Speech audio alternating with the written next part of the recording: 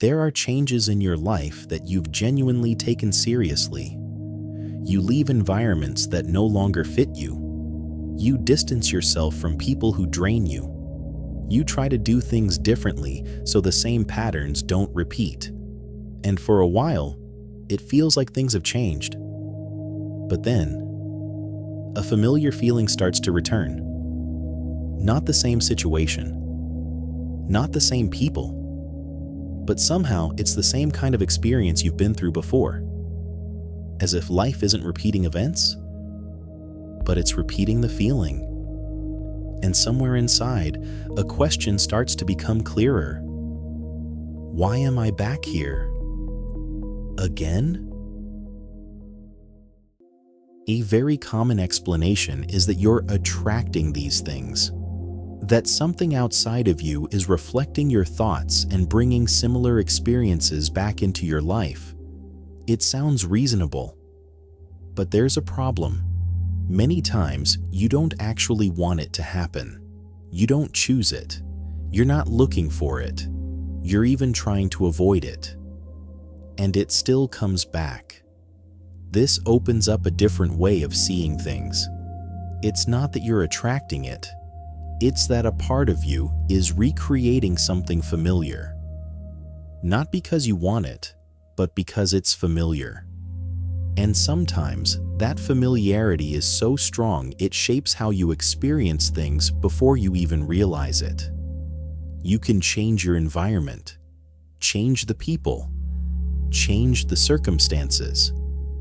But if your inner experience doesn't change, the outcome will find its way back. There's a feeling that's hard to explain, but it shows up again and again in life. A sense of something familiar. Not comfortable, not right, but familiar. You can walk into a new situation, meet completely different people, and still feel like you've been here before. And it's that feeling that makes you respond the same way you always have. Not because you like it, but because your inner system is used to it.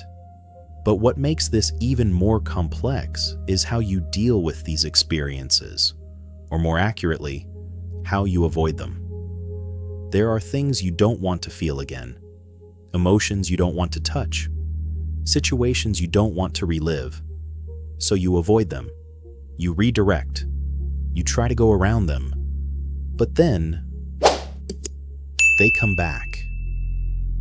Not in the same form, but in a different version, a different story, a different situation. But the feeling inside is the same.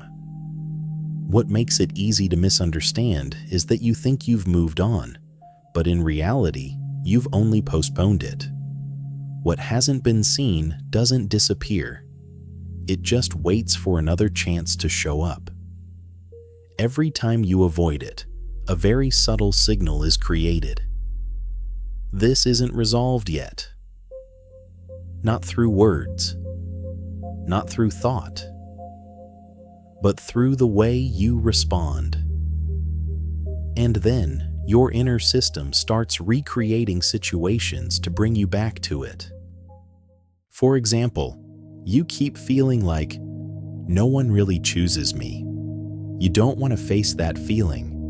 And then you keep encountering people who are unclear, ambiguous relationships, situations where you're left behind. Not because you're unlucky, but because a part of you still believes it's true. And you unconsciously live from that belief. And right here, a deeper layer begins to reveal itself. Not everything you experience exists in your conscious awareness. There are parts of you that have never been recognized, not because they don't exist, but because you've never truly seen them. This is what Jung called the shadow.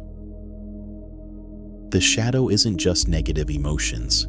It's any part of you that hasn't been brought into awareness. And when you don't see it, you can't change it. You keep reacting in the same way.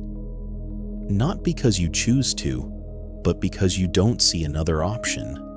This shows up most clearly in relationships. You can meet completely different people, different personalities, different circumstances, but at some point, things start to feel familiar. The same kind of disappointment, the same kind of hurt. Not because they're the same, but because the way you experience them is the same. This is where the pattern actually exists. Not in the event, but in how you move through it. You're not repeating the situation, you're repeating how you feel. You're repeating how you react. You're repeating how you interpret it. And that's why the result keeps coming back. From here, things start to connect. What you haven't recognized in yourself, you begin to see in others. What you haven't understood shows up in your dreams, and your entire external experience becomes a reflection of your inner world. From an energy perspective, things don't just disappear when you ignore them. Anything you haven't truly processed doesn't dissolve or fade away. It simply stays there, in an unfinished state, like a piece of energy that hasn't completed its cycle. And that energy will keep trying to express itself, not just once, but again and again. It may show up in different forms, in different situations, through different people, but underneath it all, it carries the same core feeling, and it will continue to return until you finally recognize it and allow it to be fully seen. The shift doesn't come from asking, "Why is this happening to me?" It comes from a different question. What in me is still unfinished? And when the question changes, the way you see everything begins to change too. You can see this very clearly in real life. You meet different people, but keep ending up in the same kind of relationship. Or you step into different situations, but the feeling inside doesn't change. The same familiar anxiety, the same familiar pressure. And sometimes you try to avoid something very obvious, but the more you avoid it, the more it shows up, just in a different form. So what is actually repeating? The situations or the way you move through them? Maybe the answer isn't out there. Life isn't repeating itself to you. You're repeating yourself within it. Not because you're weak, not because you're wrong, but because there are parts of you that you've never truly faced. And when something hasn't been seen, it continues to guide you quietly until the moment you finally recognize it. That moment isn't big, it isn't dramatic, it's just a small pause. But for the first time, you're no longer reacting completely on autopilot. You see it, and in that moment, you step out of the pattern. The loop doesn't disappear right away, but it starts to weaken because you're no longer completely inside it. You begin to step outside and observe it, and from there, a new possibility appears, not escaping the loop, but ending it from within. Maybe the thing you've been avoiding isn't something you need to escape from, but something that's been waiting for you to finally see it. If you enjoyed this video, please subscribe to the Healing Galaxy so our energy field can continue to grow and expand. Thank you for being here, and have a peaceful day.